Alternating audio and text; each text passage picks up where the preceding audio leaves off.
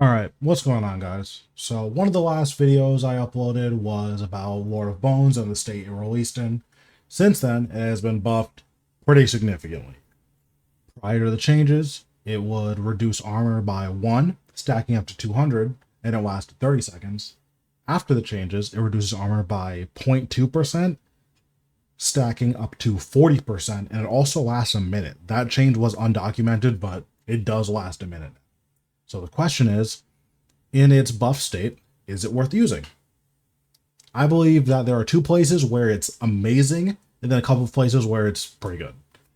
One of the places where it's pretty good is Nex. So we're gonna go in, we're just gonna summon all of our guys, and we're not gonna kill Nex, we're just gonna hit her so we can see how much work Lord of Bones is actually doing.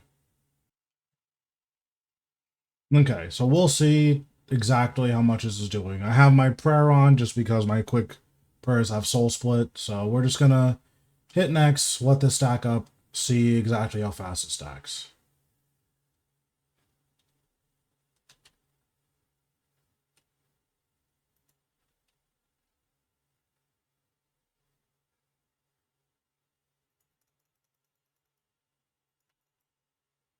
Definitely one of the biggest upgrades is the fact that it lasts a minute now. For some reason that wasn't documented, but it does last a minute now, which is really, really, really good.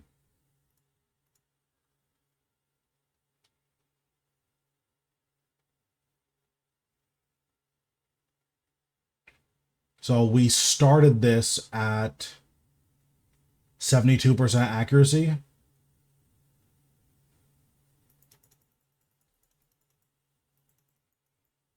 So after a full Lord of Bones with Nex going immune to damage twice, we have a total of 5% accuracy. That's really good. Especially if you're having trouble with Blood Phase, you can just stack this throughout the first couple parts of the fight, and eventually you'll be doing significantly more damage, you know? So this is good stuff. I like this a lot. For newer players, this is going to be really, really impactful. And then for people who have experience with an X, you can still just use it once at the beginning of the fight for a little bit more damage. So this is good stuff. No complaints here at Nex. Like if you use it twice, most Nex kills when once you have like really good gear is gonna take like a minute and a half to 2 minutes. So we're a minute and 40 seconds in, and we've gotten almost 10% accuracy, which translates to 10% increased damage. That's really good. So this is a lot better.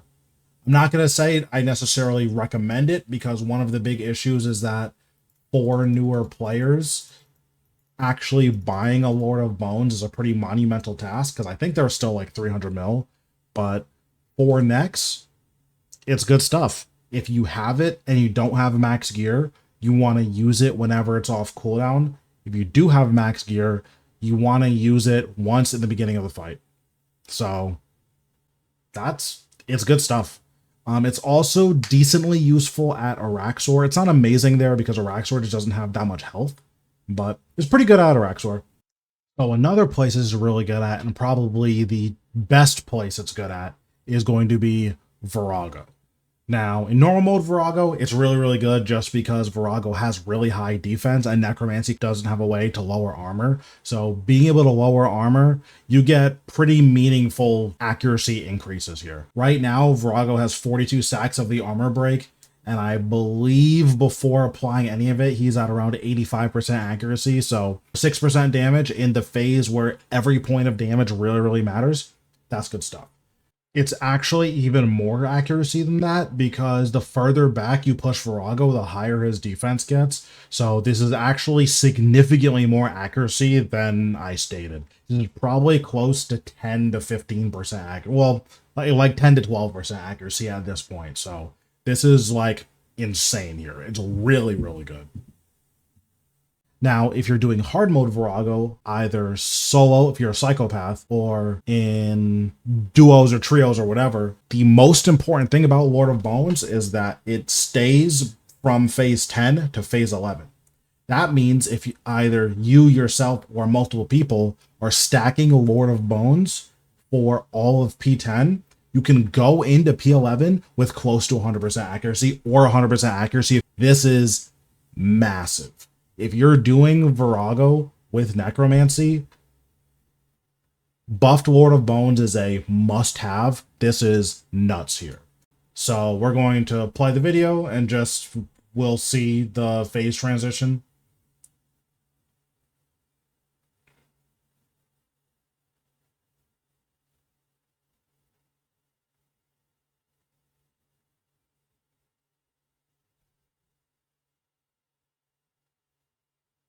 Unfortunately, I didn't actually finish this kill, but like that's not the point of this. The point of this video is just like Virago keeps the stacks.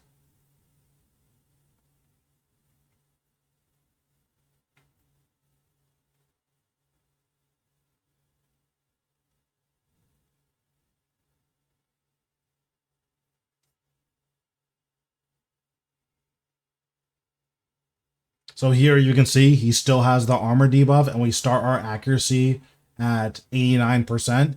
If I would have stacked it a second time or activated it a second time, it's very possible that I could have had 95+%. I just didn't think to activate it a second time.